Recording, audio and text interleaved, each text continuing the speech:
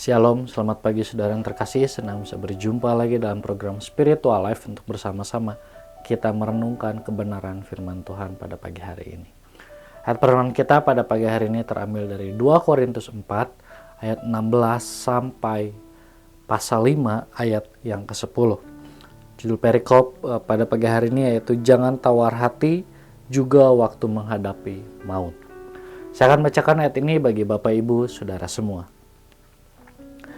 Sebab itu kami tidak tawar hati, tetapi meskipun manusia lahiriah kami semakin merosot, namun manusia batiniah kami dibaharui dari sehari ke sehari. Sebab penderitaan ringan yang sekarang ini mengerjakan bagi kami kemuliaan kekal yang melebihi segala-galanya, jauh lebih besar daripada penderitaan kami. Sebab kami tidak memperhatikan yang kelihatan, melainkan yang tak kelihatan, karena yang kelihatan adalah sementara, sedangkan yang tak kelihatan adalah kekal. Karena kami tahu bahwa jika kemah tempat kediaman kita di bumi ini dibongkar, Allah telah menyediakan suatu tempat kediaman di sorga bagi kita, suatu tempat kediaman yang kekal, yang tidak dibuat oleh tangan manusia. Selama kita di dalam kemah ini, kita mengeluh karena kita rindu mengenakan tempat kediaman sorgawi di atas tempat kediaman kita yang sekarang ini. Sebab dengan demikian kita berpakaian dan tidak kedapatan telanjang. Sebab selama masih diam di dalam kemah ini, kita mengeluh oleh beratnya tekanan, karena kita mau mengenakan pakaian yang baru itu tanpa menanggalkan yang lama, supaya yang fana itu ditelan oleh hidup. Tetapi Allah lah yang justru mempersiapkan kita untuk hal itu dan yang mengaruniakan roh kepada kita sebagai jaminan segala sesuatu yang telah disediakan bagi kita. Maka oleh karena itu hati kami senantiasa tabah, meskipun kami sadar bahwa selama kami mendiami tubuh ini, kami masih jauh dari Tuhan. Sebab hidup kami ini adalah hidup karena percaya, bukan karena melihat. Tetapi hati kami tabah, dan terlebih sukap kami beralih dari tubuh ini untuk menetap pada Tuhan. Sebab itu juga kami berusaha, baik kami diam di dalam tubuh ini, maupun kami diam di luarnya, supaya kami berkenan kepadanya. Sebab kita semua harus menghadap tahta pengadilan Kristus, supaya setiap orang memperoleh apa yang patut diterimanya, sesuai dengan yang dilakukannya dalam hidupnya ini, baik ataupun jahat. Saudara, hari ini kita melihat bagaimana Paulus menjelaskan penderitaan yang ia alami.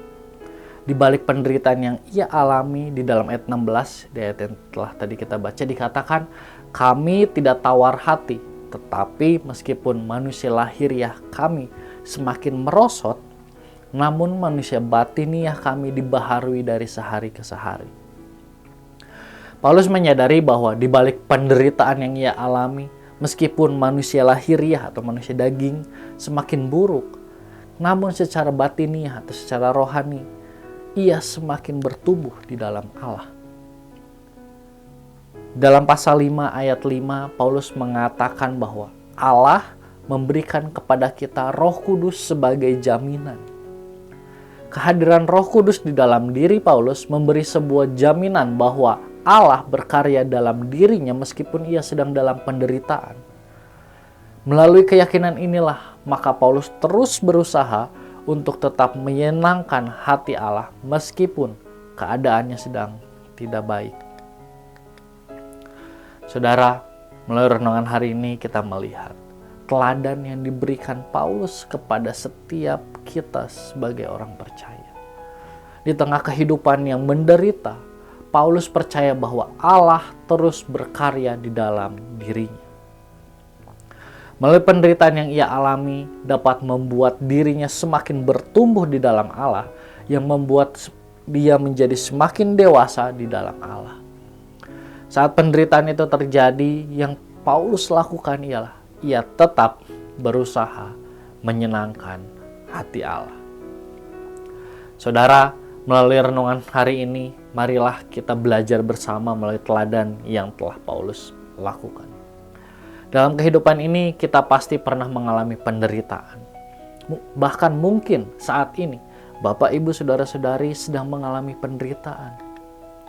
Apapun penderitaan yang sedang dialami, marilah kita tetap percaya bahwa Allah terus berkarya dalam kehidupan kita meskipun di dalam keadaan yang sulit.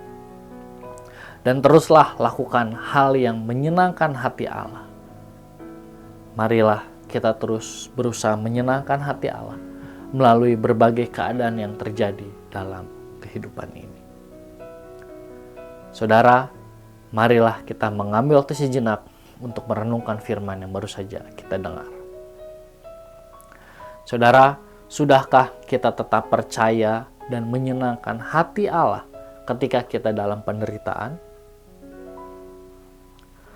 Jika selama tahun 2022 lalu kita belum melakukan hal tersebut, maka marilah kita membuat komitmen yang baru di hadapan Allah, agar di dalam tahun 2023 ini kita dapat terus percaya dan menyenangkan hati Allah di dalam segala keadaan kehidupan kita.